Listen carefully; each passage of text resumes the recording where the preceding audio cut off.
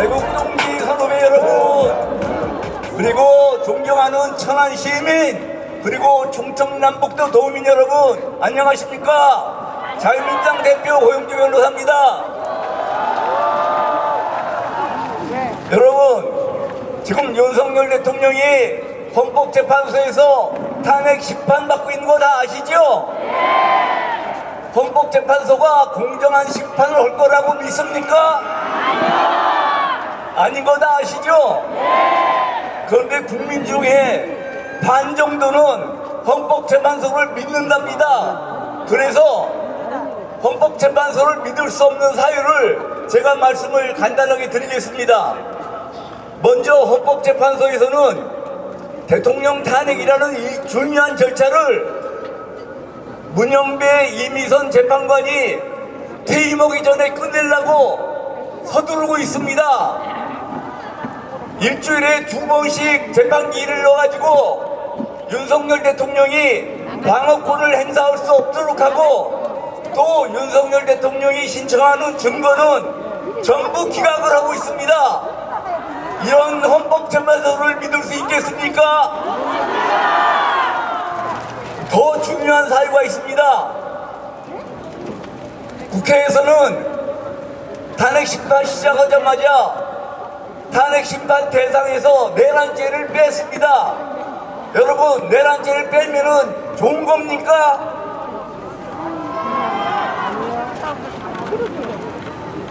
탄핵 절차라는 거는 국회에서의 의결이라는 정치적 결단, 그리고 헌법재판소의 심판이라는 사법심사, 이 두 가지를 거치게 되어 있습니다. 그런데 그 두 개의 청구 원인이 같아야 됩니다. 국회에서는 내란죄로 의결을 받고 헌법재판소에서는 내란죄를 빼고, 그러면 청구 원인이 전부 다른 거 아닙니까? 그런데 헌법재판소에서는 뭐라고 그러냐면은 박근혜 대통령 때도 그렇게 있으니까 상관없다는 겁니다. 박근혜 대통령 때 우리가 그런 걸 처음 겪어가지고 탄핵 심판을 하는데 죄도 없는 박근혜 대통령을 뇌물죄로 엮어가지고 국회에서 탄핵 의결을 하니까 이건 억울하다고 생각하고 있는데, 뇌물죄를 빼겠다 그러니까 그러면은 억울한 게 좀 덜해질까 했는데 나중에 어땠습니까? 뭐라고 하고 탄핵을 했습니까? 파면을 했습니까? 박근혜 대통령이 압수수색 영장을 거부했기 때문에 헌법을 소화할 의지가 없다고 그래가지고 대통령을 파면시켰습니다. 우리가 한 번 속지 두 번 속을 수 있습니까?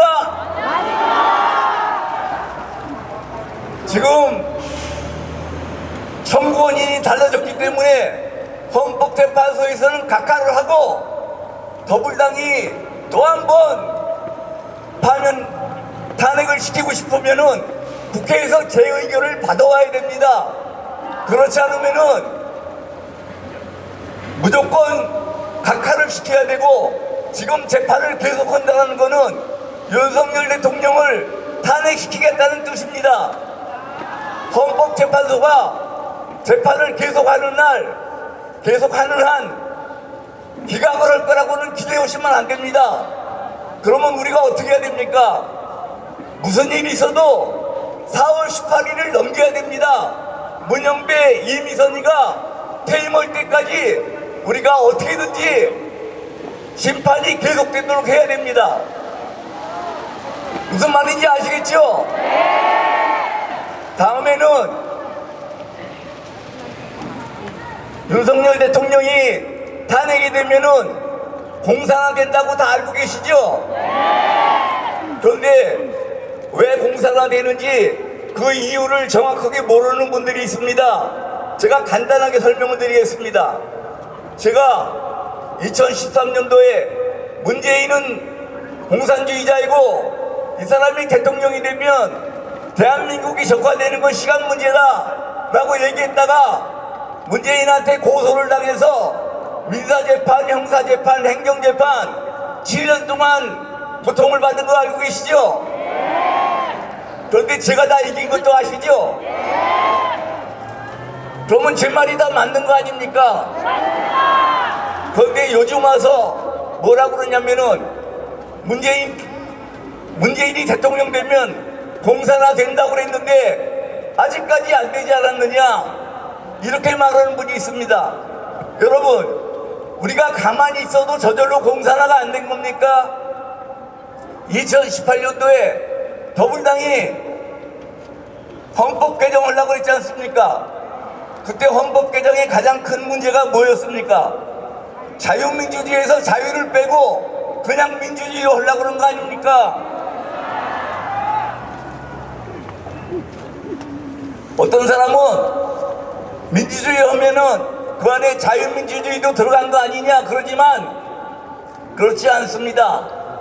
법률 해석 이론상 자유민주주의가 잘못됐다고 그래가지고 민주주의로 바꾸면은 그 민주주의는 자유민주주의가 들어가지 않게 돼 있습니다. 또 더 확실한 거는 더불당 같은 좌익 세력들은 북한의 지시를 따르게 돼 있고 또 북한의 하는 일을 그대로 따라서 합니다. 2010년도에 북한에서 노동당 기약을 개정했습니다.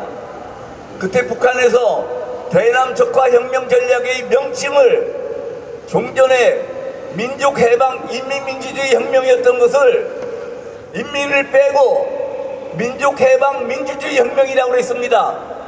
그 당시 우리 공안 전문가들은 왜 갑자기 대남 적화혁명 전략의 명칭을 바꾸는지 굉장히 궁금했었습니다. 그런데 나중에 알고 보니까 저들은 이렇게 주장을 합니다. 인민민주주의가 진짜 민주주의고 자유민주주의는 가짜 민주주의인데 왜 번번이 인민민주주의라고 해야 되느냐? 그냥 민주주의 하면 그게 바로 인민민주주의다. 요거를 그대로 문재인 정권이 받아들여가지고 우리나라 헌법을 자유민주주의 헌법에서 그냥 민주주의 헌법으로 바꾸려고 그런 겁니다. 그런데 그 노력이 저절로 무산된 건 아니죠.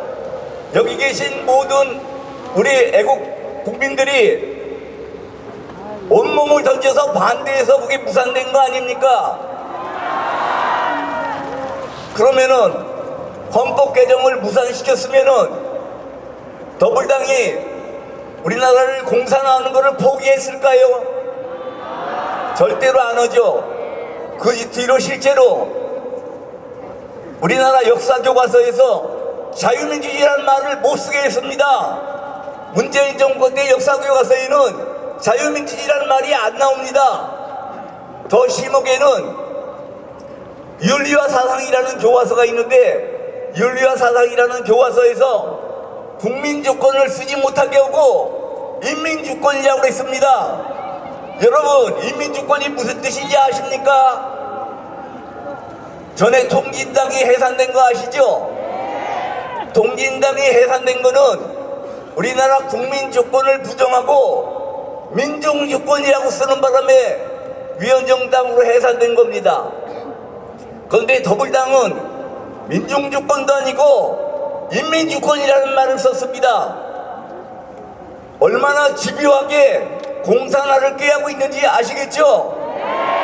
그래서 이번에 이재명이가 대통령이 된다 그러면은 이재명이 아니어도 더불당이 대통령을 내면은 우리나라는 공산화로 가는 게 확실합니다. 아시겠죠? 다음에 제가 비상계엄이 정당하다는 것을 말씀을 드리겠습니다. 합니까? 빨리 끝내달랍니다. 저희가 간단하게 끝내겠습니다. 저희 자유민주당이 작년 7월 3일에 더불어민주당을 위헌정당이라고 보고 법무부에 위헌정당 해산 심판 청원을 했습니다. 헌법에서 위헌정당은 국가보안법으로 보면 반국가 단체입니다. 그 당시 아무도 저희 말을 믿으려고 하지 않았는데 윤석열 대통령은 더불어민주당의 정체가 반국가 세력인 것을 알았습니다. 더불어민주당이 반국가 세력이고 그들이 국회를 다 차지하고 있는데 할 수 있는 방법이 비상계엄밖에 없지 않습니까? 좀 더 드리고 싶은 말씀이 많은데 시간 관계상 나오라고 그러니까 이만 끝내겠습니다. 여러분 감사합니다. 감사합니다. 우리 변호사님께 큰 박수 부탁드립니다.